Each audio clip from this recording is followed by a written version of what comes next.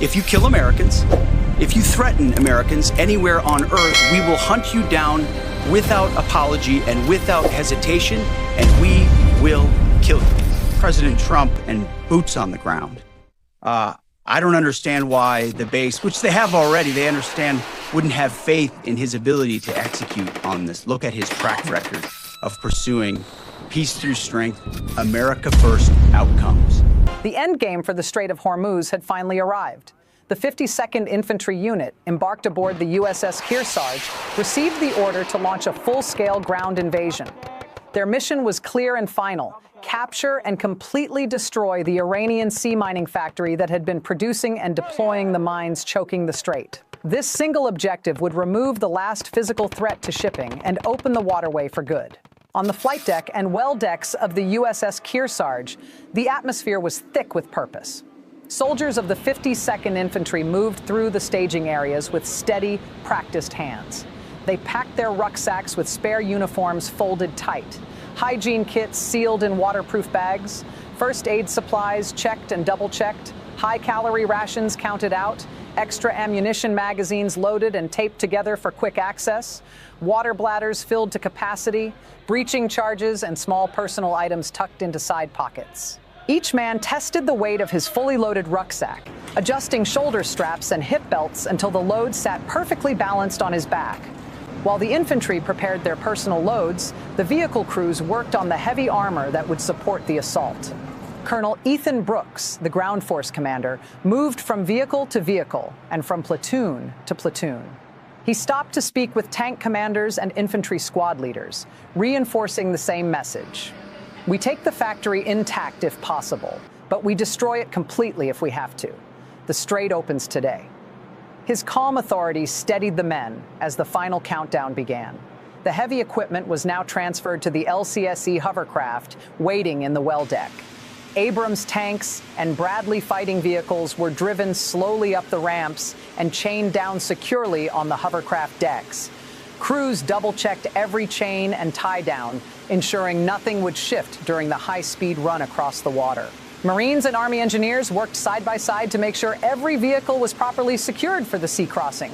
At the same time, the infantry soldiers began boarding the MV-22B Ospreys and CH-53E Super Stallions on the flight deck.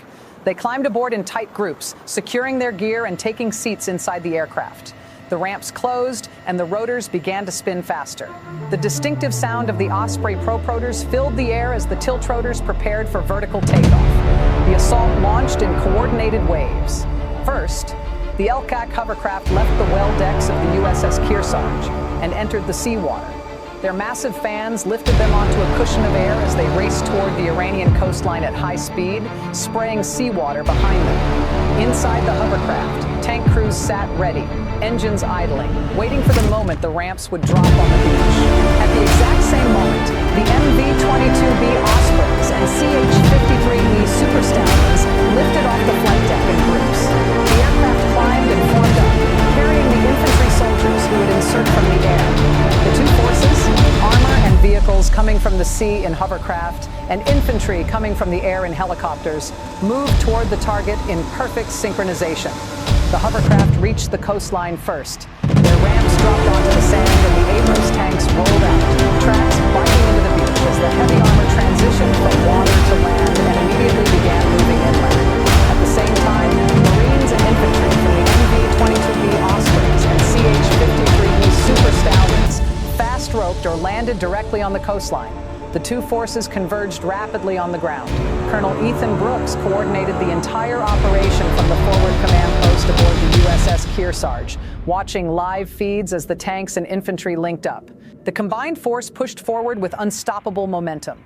Tanks led the advance, their main guns elevating and firing on identified targets. Infantry squads moved alongside and behind the armor, clearing bunkers and trenches with rifles and grenades.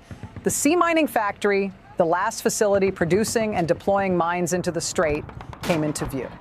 The assault on the factory itself was fast and violent.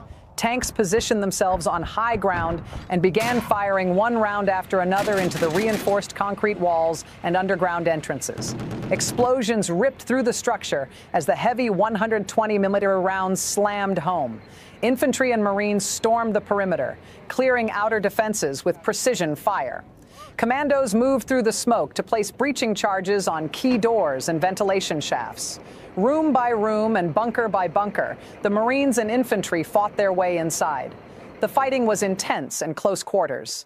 Iranian defenders fought back with machine guns and rocket-propelled grenades. But the American forces maintained their momentum. Tanks continued to pound the outer walls, while infantry cleared corridors and destroyed production machinery.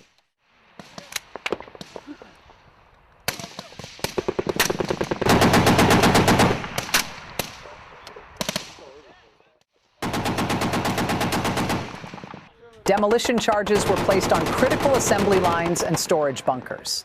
Within a short time, the entire sea mining factory was under American control. Controlled explosions echoed across the facility as the last production lines and stockpiles were destroyed. The factory that had been feeding the mine attacks on the Strait was reduced to rubble. With the source of the mines eliminated, the Strait of Hormuz was finally free of the threat that had closed it for so long. The first oil tankers that had been waiting offshore began to move cautiously toward the strait. Their captains sounded horns in celebration as they passed through waters that had been closed for far too long. The shipping lane that feeds the global economy was beginning to flow again. Colonel Ethan Brooks stood on the deck of the USS Kearsarge, watching the live feeds as the first tankers entered the reopened strait. Around him, the command team exchanged steady, satisfied glances. The 52nd Infantry unit, supported by Marines from the sea and air, had achieved what many thought would take weeks longer. Their combined strength had ended the mine threat and opened the strait. While the immediate threat from the sea mining factory was removed, the broader fight is not yet finished. Preparations are already underway for the next major objective as more troops are on their way. The soldiers on the coastline stood together, sharing water and quiet words of respect. The link-up between the infantry who came from the hovercraft and those who inserted from the helicopters had been seamless and effective. Their combined strength had achieved a critical victory in the long fight for the Strait of Hormuz. Colonel Ethan Brooks looked out over the strait where the first tankers were now visible on the horizon. He turned to the mixed formation of infantry and Marines and spoke with quiet pride. "You took the factory. You opened the strait. The hardest part is behind us, but the job isn't finished yet."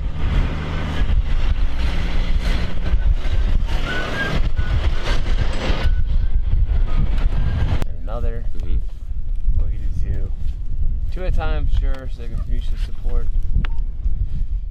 The final battle for the Hormuz coastline had been won, and American forces were now the ones dictating the pace of the campaign. Thanks for subscribing and watching the video. May God bless our forces. Conditions for us to move up. Moving no further than this easting right here, no matter what happens.